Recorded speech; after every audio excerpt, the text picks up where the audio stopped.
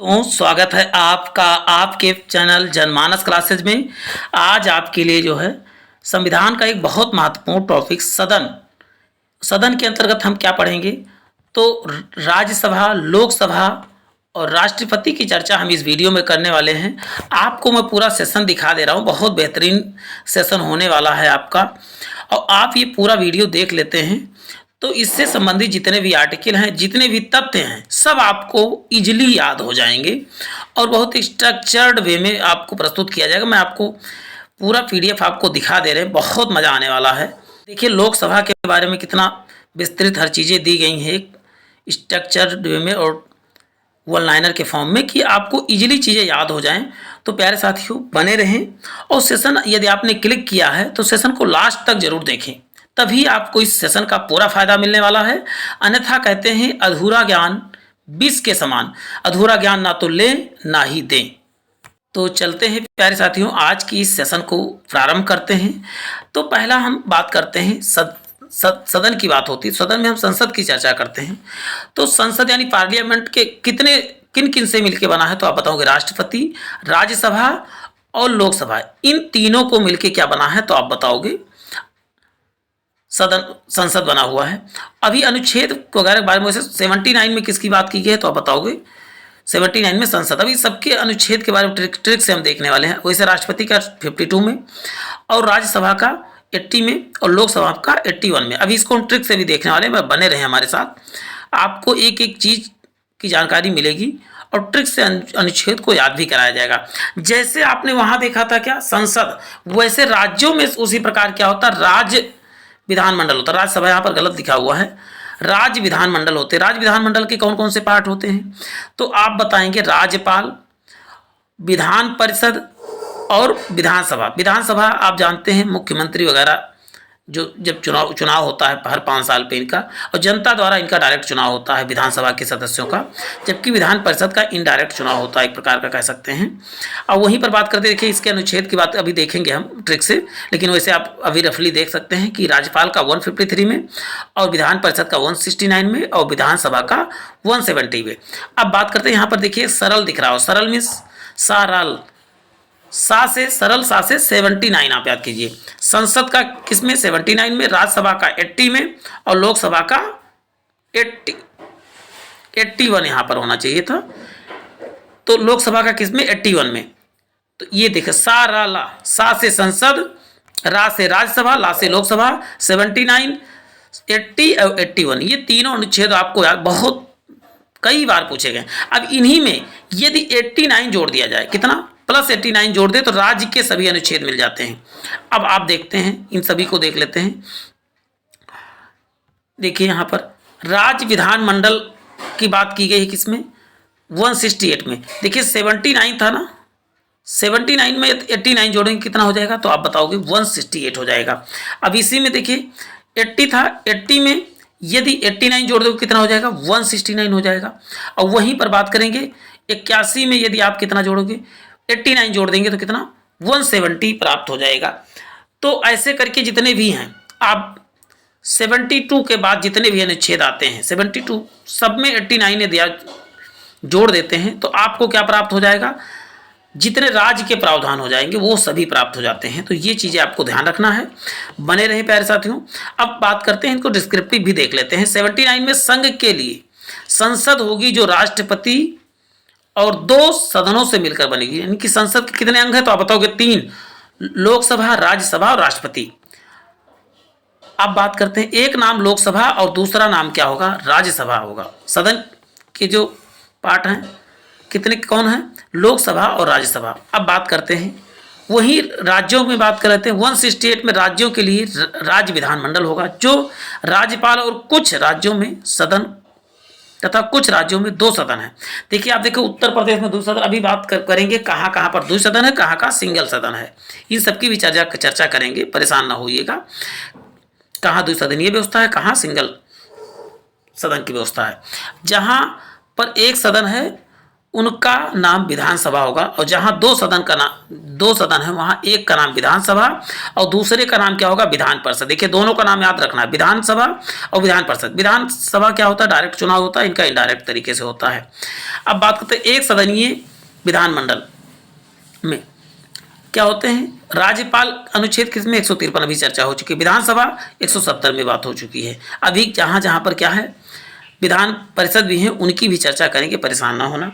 देखिए अब यहाँ पर बात करते हैं जहाँ दो सदन विधानमंडल है, जैसे राज्यपाल 153 में, दूसरा विधान परिषद 169 में और विधानसभा कितने है 170 में है। अच्छा, इसको क्या बोलते हैं उच्च सदन और इसको क्या बोलते हैं निम्न सदन। अभी हम उच्च सदन निम्न सदन सबकी चर्चा करने वाले, जब हम लोकसभा पढ़ेंगे एक एक लोकसभा राज्यसभा तो इन सबकी चर्चा हम विस्तृत रूप से करने वाले, बस बने रहे हमारे साथ। अब देखिए 6 राज्यों में क्या है, आप बताओ द्विसदनीय व्यवस्था है। कहाँ कहाँ पर है, तो उत्तर प्रदेश में है। कितने सीटें हैं, देखो उत्तर प्रदेश की सीटों को जरूर आपको याद करके रखना, 100 सीटें हैं। तेलंगाना में कितना है 40 हैं, आंध्र प्रदेश में कितनी 50 हैं, और महाराष्ट्र में कितना 78 है, और बिहार में कितना 75, कर्नाटक में कितना है 75। ये देखिए बिहार और कर्नाटक दोनों समान है, इनको जरूर याद करके रखें।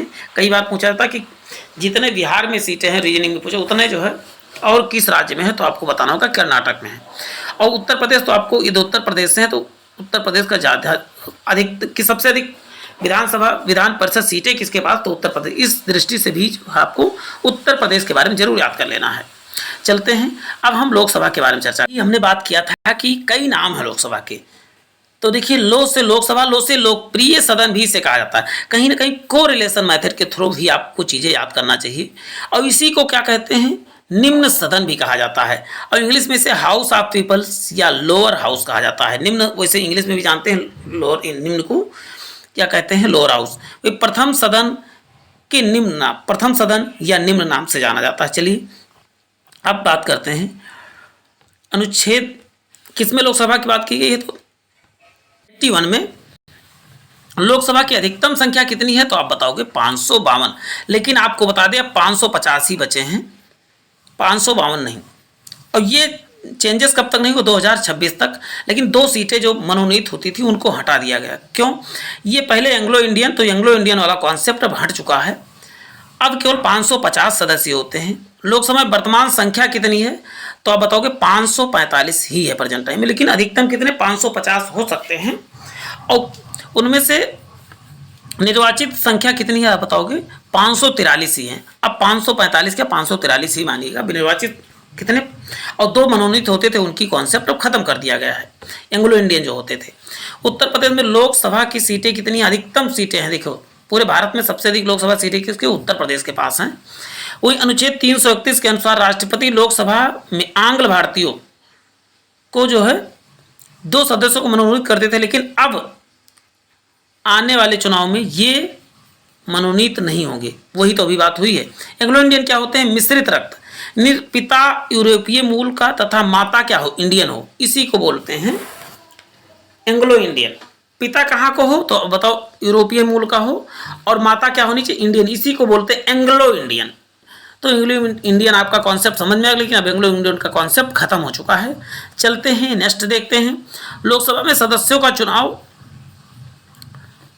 अनुच्छेद 326 के तहत होता है। लोकसभा के सदस्यों का चुनाव प्रत्यक्ष रूप से जनता द्वारा वयस्क मताधिकार के आधार पर गुप्त, कौन सा मतदान, आप बताएंगे गुप्त मतदान के आधार पर होता है। मूल संविधान में मताधिकार की उम्र कितनी, 21 वर्ष, लेकिन 61वें संविधान संशोधन 1989 में राजीव गांधी के समय इसमें तारकुंदे समिति कई बार पूछा गया है, किस समिति के सिफारिश पर जो है 21 से घटाकर 18 कर दी गई थी, तो आपको बताना है तारकुंदे, क्या तारकुंदे समिति आपको जरूर याद करके रखना प्यारे साथियों, अन्यथा आप जो है इस क्वेश्चन को छोड़ के चले आएंगे। सभी लोग रट रखे हैं कि राजीव गांधी ने ऐसा कॉन्सेप्ट किया था, 1989 में किया था, 61वें संविधान संशोधन में किया था, लेकिन ये समिति लगभग कई लोगों को नहीं याद है, तो आपको याद करके रखना है तारकुंदे समिति के आधार पर इसको जो है ये एज जो है 21 से घटा करके 18 कर दी गई थी। अब लोकसभा का कार्यकाल हम देख लेते हैं कितना होता है, आप बताओगे 83 लोकसभा का कार्यकाल अनुच्छेद 83 में बात किया गया है। प्रथम बैठक से चुनाव के रिजल्ट घोषित होने, प्रथम बैठक से ही याद करना है। कई बार पूछा जाता है कि मतदान से इसका आप मतलब मतदान के दिन से या जिस दिन रिजल्ट घोषित होता है उस दिन से तो आपको बताना है प्रथम बैठक से। ये देखिए, ये क्वेश्चन बहुत ट्रिकी क्वेश्चन है, इसको जरूर ध्यान देना है आपको। 5 वर्ष के पहले किसी भी समय प्रधानमंत्री के सलाह पर राष्ट्रपति लोकसभा को क्या कर सकता है, भंग कर सकता है। लोकसभा भंग करने का अधिकार किसके, तो आप बताओ लोकसभा, ये राष्ट्रपति के पास है। आपातकाल की स्थिति में लोकसभा का कार्यकाल एक बार में केवल 1 वर्ष तक ही बढ़ाया जा सकता है। ऐसा जो है इंदिरा गांधी ने अपने कार्यकाल में किया था। अब चलते हैं राज्यसभा के बारे में। मैंने लोकसभा के बारे में बात किया, उसी तरह हम अब राज्यसभा की बात करने जा रहे हैं। तो प्यारे साथियों बने रहें। अब इसके कई नाम हैं। अस्थाई सदन के नाम से जाना जाता है, इसी को उच्च सदन के नाम से जाना जाता है, और इसी को अपर हाउस या इसी को काउंसिल ऑफ स्टेट के नाम से जाना जाता है। देखिए इतने नाम हैं इसके। अब बात करते हैं राज्यसभा का नाम पहले क्या था, काउंसिल ऑफ स्टेट या राज्य परिषद के नाम से था। वहीं पर बात करते हैं राज्यसभा का गठन किस अनुच्छेद के तहत किया गया, तो अनुच्छेद 80 के तहत किया गया है। अब बात करते हैं राज्यसभा की अधिकतम संख्या कितनी हो सकती है, तो दो बताओगे 250 हो सकती है, लेकिन वर्तमान में कितना है तो बताओगे 245 है। और उसमें निर्वाचित कितने होते हैं तो बताओगे 233, और मनोनीत कितने होते हैं तो 12 क्या होते हैं, मनोनीत होते हैं। अब बात करते हैं 12 कहाँ से, तो साहित्य के क्षेत्र में, कला के क्षेत्र में, विज्ञान और समाज सेवा के क्षेत्र में 12 सदस्य क्या होते हैं, मनोनीत होते हैं। यूपी में राज्यसभा की कुल संख्या कितनी है, 31। हर देखिए राज्यसभा की अधिकतम संख्या भी उत्तर प्रदेश में है। वहीं पर बात करें लोकसभा की अधिकतम संख्या भी उत्तर प्रदेश में है, विधानसभा की अधिकतम संख्या भी उत्तर प्रदेश में है, और सबसे बड़ी बात जनसंख्या भी उत्तर प्रदेश में है।